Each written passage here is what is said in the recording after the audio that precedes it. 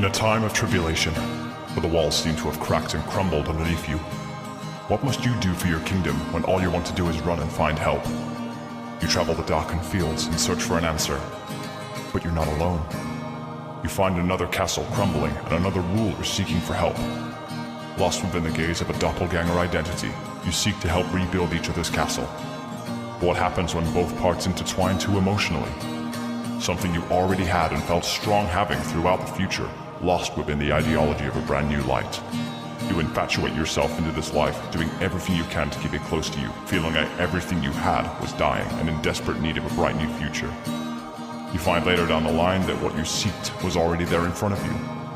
But because of your infatuation with making somebody else's castle yours as well, you crumble the foundations of everything around you. Your henchmen, unsure of what to do, scatter across the field, becoming nothing more than a pack of wild boar, not sure what their prey is.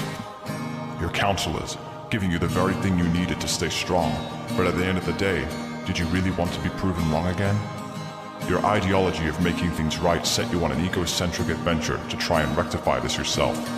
But when you know your light has been jaded, do you really know where the right way is deep down?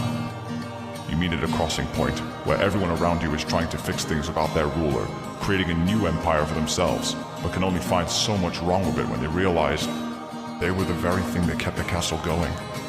They run in aid in a desperate persistence to get you back to your kingdom to rule again. But so much has happened. Eventually, two sides are now fighting over you. Which castle do you take? Which is right and which is wrong? A war begins to erupt, every side in a vicious circle pit, and you're the toy kicked around. Suddenly, you flee. You run to the farthest ends of the world to seek your own choices. Believing you had finally escaped, you found a magical lake. A spirit emerges. But it isn't scary, because that spirit is you.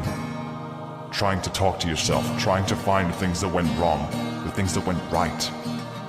Oh, how you yearn for your life to be back the way it used to be, where your kingdom stood tall, and in the event of your bricks crumbling, acting upon this as quickly as possible, instead of running for an unpursuable dream.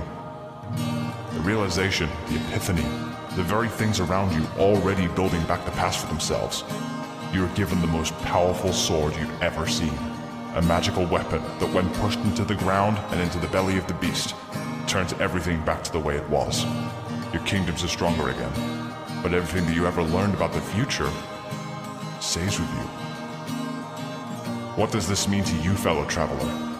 It means don't take anything that fills you with peace for granted.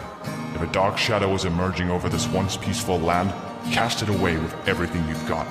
Try to fix it instead of destroy it.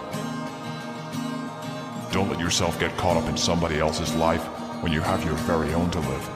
When greeted to a new life when your own was very fine, learn to negate it and stay true and loyal to your journey. No matter what shadow comes over you, and no matter what peace you find, never go through life regretting a single thing. Your book is your own, and if written the right way, can be the very thing that makes you interesting to read. Every warrior has their scars, but it takes actions with those scars to rectify their entire existence. What can you do with your scars? Rebuild this castle that never dies.